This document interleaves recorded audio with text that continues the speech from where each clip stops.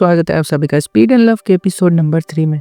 Episode 3 की शुरुआत वहीं से होती है। फाइटर जिन को हम देखते हैं। फाइटर जिन को जान से मारने के लिए उसके पीछे पड़ा हुआ था और काफ़ी देर तक ये लोग गाड़ी का पीछा कर रहे होते एक दूसरे की। और हमें यहाँ से पास्ट का सीन दिखाया जाता है। जिन एंड मू के डैड रेसर हुआ करते थे, जिनको कार की पूरी नॉलेज थी, तो वो इन दोनों को भी दिया करते थे नॉलेज। सब कुछ बताते थे, सिखाते थे कार के बारे में। और मू को अपना नेविगेटर बनाया हुआ था कि वो आगे बैठकर उनको रास्ता बताया करती थी।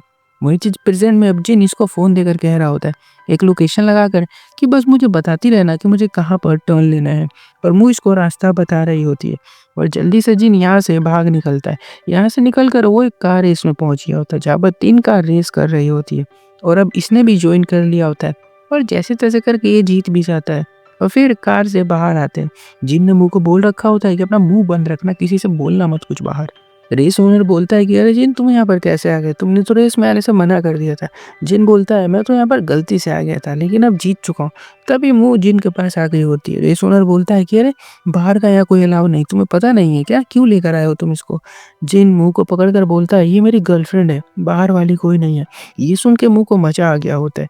जिन बोलता है कि मेरी गर्लफ्रेंड मुझ पर हमेशा शक करती रहती है, क्योंकि मैं रात को घर नहीं आता, इसलिए आज मैं इसको अपने साथ लेकर आ गया ताकि ये देख सके कि मैं कहाँ पर आता हूँ और क्या करता हूँ, ताकि मेरा ब्रेकअप ना हो।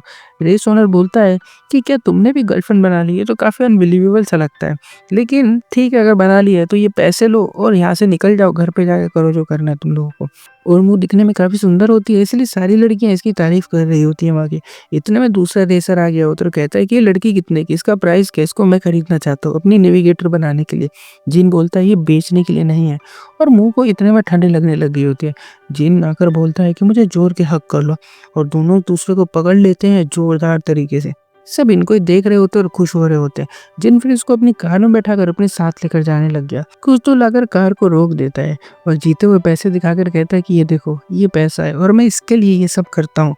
पर मुंह का कहना है कि अभी पीछे एक का एक्सीडेंट हो गया था, अगर पुलिस ने तुमको पकड़ लिया तो।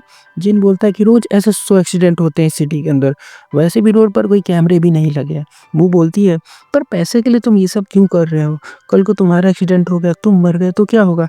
तुम्हें स्टेबल लाइफ जीनी चाहिए, एक नौकरी करनी चाहिए सिंपल सी। जिन बोलता है कैसी लाइफ? मुंह बोलती है सिंपल, उठो नहाओ खाओ जॉब करो, तुम ये सब क्यों कर रहे हो? तुम्हें लड़ाई झगड़ा नहीं करना चाहिए। जिन गुस्सा हो गया होता है, बोलता है तुम्हारे डैड जब मुझे यहाँ पर लेकर आए थे तो ना हमारे पास घर था, ना खाने को खाना था। हम अंधेरे बेसमेंट में रहा करते थे, दिन रात का पता नहीं चलता था, हमेशा अंधेरा रहता था, न लाइट न खाना। बारिश में पूरा पानी भर जाता था, उसमें चूहे आ जाते थे। ऐसी लाइफ जीता था मैं। कुछ दिन बाद मुझे वहाँ से भी निकाल दिया गया था, तो मैं रोड पर सोता था। तुम सोई हो कभी रोड पर? नहीं ना, तो तुम कैसे समझ सकती हो पैसे की वैल्यू कितनी होती है? फिर बाद में शेफ की नौकरी मिल गई थी डैड को। उनकी मुलाकात वहीं पर एक लड़की से हुई जिनसे उन्होंने शादी कर ली और फिर जिंगजिंग पैदा हुई।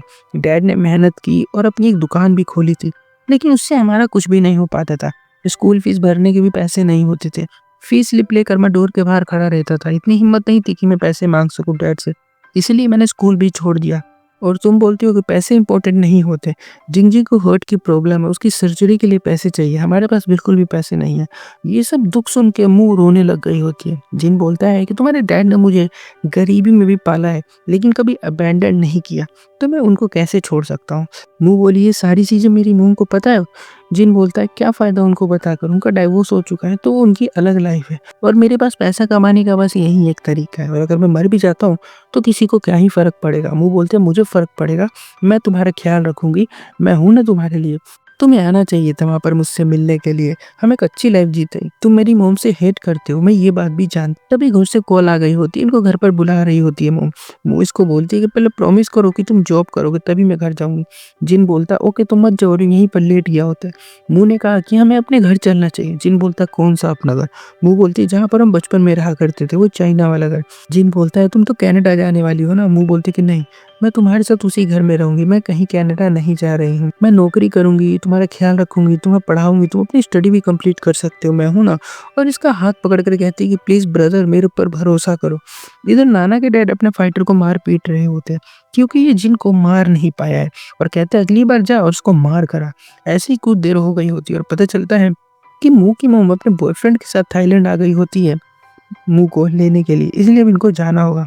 अगली सुबह जिन इसको मोम के पास छोड़ने आया होता है। अब मोम से मिलता तक नहीं और यहाँ से चला जाता है। यहाँ मोम अपने न्यू बॉयफ्रेंड के साथ होती है। शादी के बाद ये लोग हमेशा के लिए कनाडा शिफ्ट होने वाले हैं, जहाँ मुँह अपनी स्टडी करेगी, पर मुँह अब मना कर रही होती है। ग्रेजुएशन के बाद ये चाइना में रहना चाहती है अपने ओल्ड हाउस में।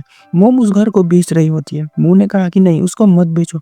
मोम का कहना है कि तुम्हारे न्यू डैड के पास इतनी प्रॉपर्टी, बिज़नेस सब कुछ है, तो हम उस पुराने घर का क्या करेंगे? और वैसे भी हम हमेशा के लिए कनाडा में शिफ्ट हो रहे हैं, तो चाइना में घर रख कर हमें करना ही क्या है? मुँह बोलती है, अच्छा, और अगर आपके इन बॉयफ्रेंड ने अगर आपको फ्यूचर में कभी चीट कर दिया तो आप कहाँ पर रहोगे? बॉयफ्रेंड ये सुन के काफ़ी अनकंफर्टेबल हो गए होते हैं, इसलिए यहाँ से उठकर चले जाते हैं। वो रिक्वेस्ट करने लग गई होती है कि प्लीज़, प्लीज़ घर को मत बेचो, मेरे फ्यूचर के लिए सोचो। मोम ने कहा कि शांति से मेरे साथ कनाडा चलो। इतने में जिन दिख गया होता है मोम को। मोम हैरान होती है कि ये जिन है ना, यहाँ पर ये क्या कर रहा है? कैसे आया यहाँ पर ये? मुँह बोलती है कि वही मुझे यहाँ पर लेकर आया था। मोम भड़क गई होती है कि मैंने मना किया था इसके डैड से कि तुमसे ना मिलने दे, फिर भी तुम इससे मिल गई। तुम जवान हो रही हो, तुम्हें लड़कों से दूर रहना चाहिए, खासकर जिन से तुम्हें दूर रहना चाहिए। तुम दोनों स्टेप सिबलिंग्स हो, मैं जानती हूँ कि तुम दोनों एक दूसरे के लिए क्या फील करते हो और क्या करना चाहते हो। ऊपर से वो बेरोजगार है, तो तुम्हें उससे बिल्कुल ही दूर रहना चाहिए। मुँह बोलती है कि प्लीज़ ऐसे मत बोलो, वो मेरा भाई है। मोम भड़क गई होती है। वो लड़का बचपन से ही अजीब था, मैं उसे इतना परेशान हो गई थी, मैं नहीं चाहती थी कि तुम उससे बात करो, मैंने उससे दूर किया था तुमको। और फिर हमें यहाँ पर पता चलता है कि जिन थाईलैंड आने के बाद कॉल करता था इसको चाइना में, लेकिन इसकी मोम कभी भी बात नहीं करने देती थी मुँह के साथ। और अब बोल रही होती है कि भले तुम भाई-बहन हो, लेकिन एक दूसरे के लिए तुम्हारी फीलिंग्स कब बदल जाएँ और तुम क्या कर बैठो ये मुझे नहीं पता है। यहाँ पर जिन अपने गैरेज में आया होता है, जहाँ पर फिर से वो फाइटर मिल और लड़ने की बात कर रहा होता है। जिन कहता है कि प्लीज़ आज नहीं, आज मेरा मूड खराब है तो कल आना। इधर मुँह घर आकर सोच रही होती कि आखिर मोम ने ही मुझे जिन से दूर किया था, कितनी दुःख की बात है। और मोम ने फ़ोन करके भी इसको भेजा होता है कि एयरपोर्ट आ जाना कल दोपहर तक, क्योंकि हमें चाइना वापस जाना है। वो गुस्से में डाँट मारने लग गई होती है। तभी डाँट के पीछे से बहुत सारे लेटर गिरते हैं और ये वही लेटर है जो मुँह लिखा करती थी चाइना से जिन के लिए। इसके पीछे जिन ने फ़ोटोज़ बनाई होती है। हर लेटर में एक अलग रूप होता है मुँह का।